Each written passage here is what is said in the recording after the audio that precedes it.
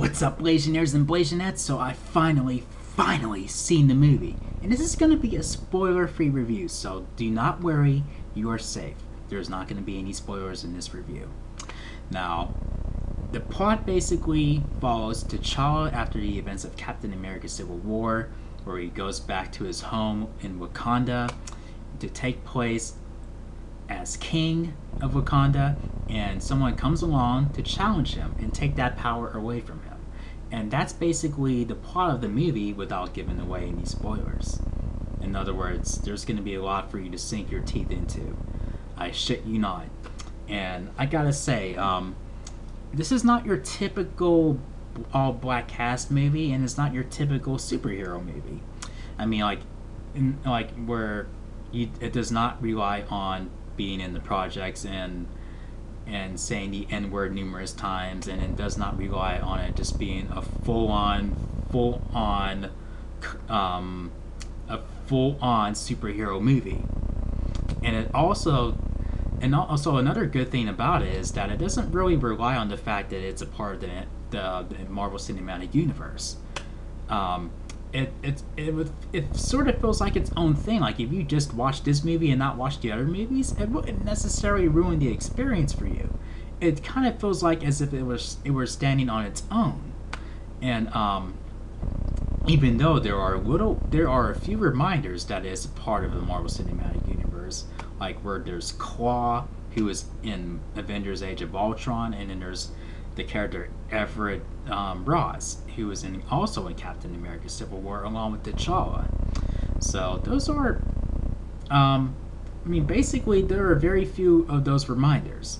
And this movie basically is probably the most independent movie in the Marvel Cinematic Universe, where it doesn't remind you constantly that of the Avengers and Iron Man and all that stuff. You know, it kind of it's like very isolated. It stays as far away from that world as possible because it's in Wakanda. It's basically away from everything, and we're to the point where nobody knows that no one outside of Wakanda is aware of its existence. Existence, grammar. But yeah, I mean, Chadwick Boseman, once again brought his A game to the movie, to his character, to his portrayal as T'Challa. I mean, this movie was so impactful. Where it just blew my mind. I'm still trying to put the pieces in my brain together. So, forgive my lack of grammar. And the supporting cast, they basically carried this movie just as much as Chadwick Boseman did, and that does not mean that he sucked or anything. I mean, like I said, he brought his A game, but I mean, the supporting cast though, I couldn't have done a better job at casting these characters. They definitely picked the best actors and actresses to bring these characters to life. Everybody, there's not a single character that felt like, oh, you didn't need to be in here. You're kind of consuming the story. You're destroying the experience for me. Not really a single character has done that for me personally. That's just how I feel. And the leading women in the movie, they're really badass. Whereas T'Challa's sister, and there's Nakia, and then there's Okai. I hope I pronounced her name right. I gotta say, it's not an easy pick. It really isn't. But every time I think about how many, every time Okai is on screen, Denai Guerrero's character, fireworks go off. I would hate to be on that character's bad side. That is how ruthless she is. And speaking of ruthless, she's also the general of this all-women army in Wakanda. I can't remember the name of that army. Shit. But those women, that army of women, they are formidable. They give the Amazons from Wonder Woman a run for their money. I can see the comparisons with the Marvel DC comparisons now, where they compare those two armies together, like, who would win? Who would win? Who would win? I'm not even gonna go there. I'm not. It would just be a brutal ass fight. That's all I'm gonna say. And the villain of the movie, Killmonger, I thought he was gonna be another cookie cutter villain that was like, I'm gonna destroy Wakanda. I'm gonna destroy everything T'Challa stands for. But he is not that black and white. I mean, there are layers to that character. Like, every time that he says something, it is powerful. You should pay attention to it. It knocks the wind out of you. You're like, wow. As unhinged as you are, I get where he's coming from. Like, holy fuck. I mean, like, you're not supposed to be influenced by a villain, you know, like, where it's like, okay, you shouldn't go out there and do what he's doing, but you understand where he's coming from. I mean, like, I get it. Sometimes you need to, you know, sometimes people enjoy a villain who embraces being evil and they just enjoy what they're doing. And it just be evil for the sake of evil. But sometimes where you have a villain who has a story behind their madness, that's just as you can just invest into that as much as you are to a villain who just enjoys what they're doing and they just want to enjoy, you know, the painting of their destruction. And holy fuck, I mean, like, this movie alone has a powerful message to tell. I mean, like, all the other Marvel movies are really fun movies, and very other few of them, like Captain America Civil War, has a powerful message to tell you.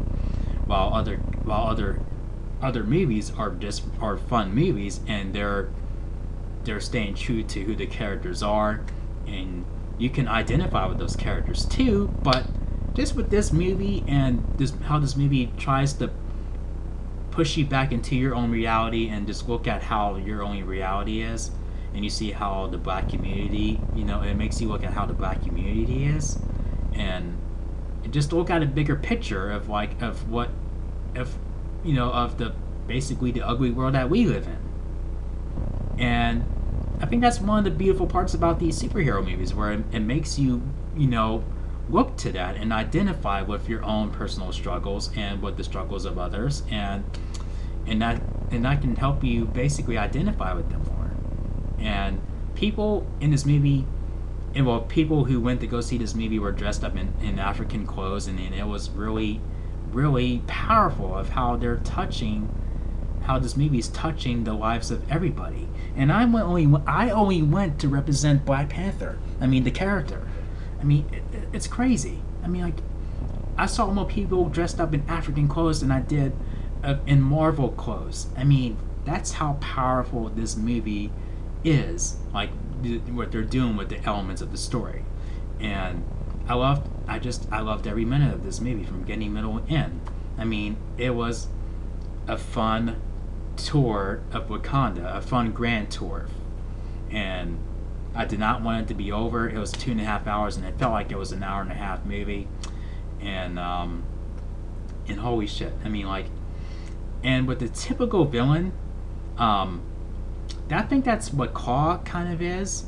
Even though I did enjoy every time Claw was on screen, I kind of wanted to see more of him than I actually did. And they could have easily have kept him out of the movie and let's focus more on Killmonger, which is what they basically did. I mean, if they took him out of there and saved him for a sequel, that would have been a bad idea. But then, on the other hand, people would say he's not as good as Killmonger. I mean, that's how impactful Killmonger is. No joke. I'm being for realsies.